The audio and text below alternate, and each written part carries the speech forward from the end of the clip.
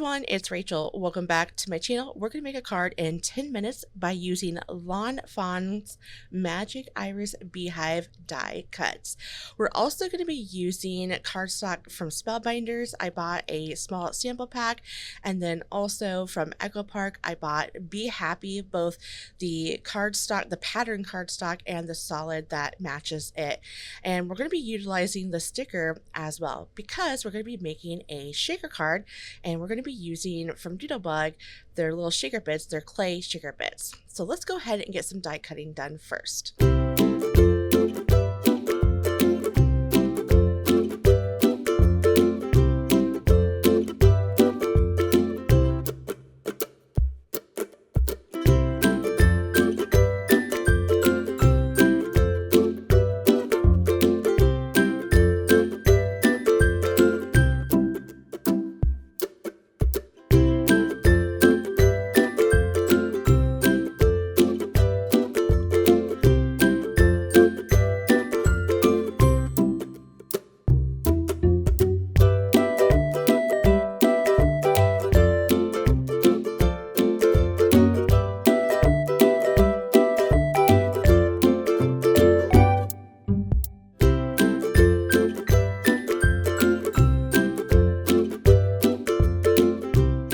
Okay, so first things first, after I got everything all die cut out, I'm using my art glitter glue to assemble and glue everything together. Now the pink flowers are from that sample pack. I don't have a name of the type of cardstock it is, just because they didn't provide it, and I'm not sure and familiar with the cardstock from Spellbinders.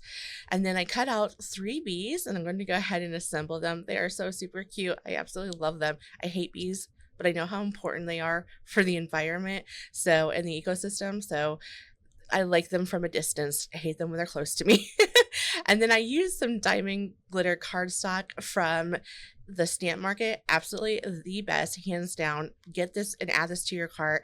It is the best glitter cardstock I've seen as far as this kind is concerned. I kind of want to get their gold glitter cardstock. I bet it's super pretty. So anyways, I assembled all 3 plus all the flowers, and now I'm going to trim down my card panel. And I believe I trimmed this down to 5 1/4 by 4, and I'm using this really pretty, and this again is from the Echo Park Be Happy collection, and I just thought this background kind of mimicked the sky. So I thought about this, and I'm thinking it needed a colorful background that made sense in the beehive, not like a black background. So I went ahead and just trimmed up a piece of cardstock from that same collection and just try to get a good idea of the size. I really should have just used a circle die and cut it out instead of trimming it down and getting it to size, but you'll see my head was not thinking a lot on this card because I'm doing a voiceover. That means my daughter's with me, so I get distracted pretty easily. So since we're doing a shaker card, I need to trim down some acetate. And again, I'm just kind of eyeing up about how much I need to cover that circular area on the beehive. So I kind of just eyed it up and then trimmed it down from there. So adding some glue around the circumference of the circle. That way I can use that. Now you could use a double-sided tape, that would work fine, but to me this was a little bit easier to adhere my acetate to the cardstock. The bad thing of it is you just want to be careful because if you move it, it will smudge, and then it's hard to get off the acetate. So you just got to be really careful with that process. So just gluing that down, putting some pressure, and then thinking through this, I need to add a hole into my card panel so I can create that the shaker part, right? So I use my circle dies, and I'm trying to get an idea about where this beehive is going to be located so I can locate where my die needs to be positioned on the cardstock. So what I did is I got the beehive where I wanted it to be, kept it there, and as you can see, lifted it up and went ahead and positioned it where it needs to go. Then moved everything off the card and taped that circle die on the card panel with my mint tape, which is a very low stick tape, and then ran that through my die cutting machine, and it worked out beautifully. So really a lot easier than I anticipated. So now it's just a matter of assembling the card and messing up a little bit later on. So you'll see what I did a little bit later on. But anyways, so just adding that liquid glue to adhere my beehive to my card panel, and I lined it up as best as possible. It took me a minute to find out like which is top and which is bottom, but I don't think it made a difference. And I kind of think I have it upside down, but you guys let me know if I was right or wrong. Then I'm adding that branch. I know on Amazon where I purchased, they have the tree branch on the top or on the bottom, and on the bottom. I thought that was really cute, but what I wanted to do with this card, I just thought a nice little tree branch to hang the beehive off of would be just perfect. So I just kind of figured, it will work. And I placed it on the beehive as best as I can where it made sense to me. And again, I didn't use any foam tape because I knew I was going to put foam tape for the shaker part. So I just glued everything down and then didn't add any foam tape. Now here's where I messed up. This foam tape that I'm using is from Hobby Lobby, and it, to me, in my opinion, is not super thick for those clay bits, the shaker bits. So in my card, you'll see here towards the end that it doesn't shake really well. So if I would redo it, I probably would have never used this, or at least added a second layer to the foam tape. The main thing is with a shaker card, you just want to make sure your area where it's supposed to shake is completely enclosed so it doesn't seep out anywhere else. And I didn't have to really get too close to each other of the foam tape because they were pretty big shaker bits, so I wasn't too worried about that. Now, here's another part where I was not thinking, and after I'm editing, I'm like, well, this was stupid. What I should have done is just made little markings on the card panel where that yellow scrap or the honeycomb cardstock needs to be. But I like to make things harder for myself. As you can tell. So I did a little kind of engineering on this card. Again, I made it way harder than it needed to be. I don't know why. I should just marked it.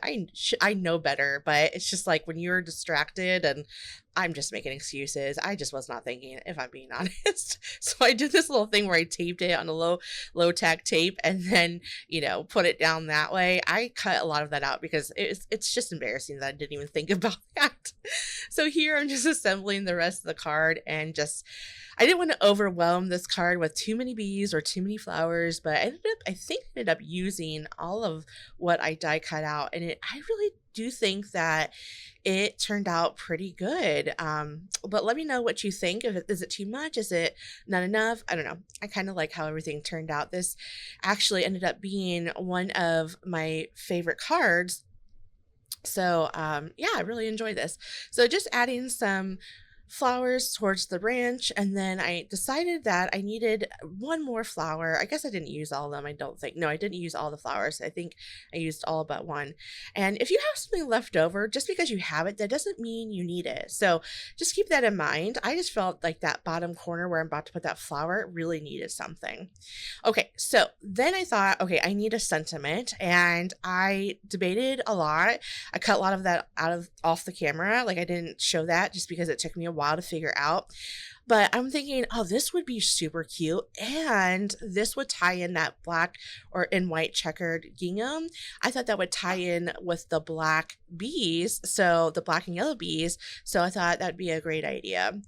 And so then I just kind of got centered within the shaker there. And then I thought, wow, I did a great job.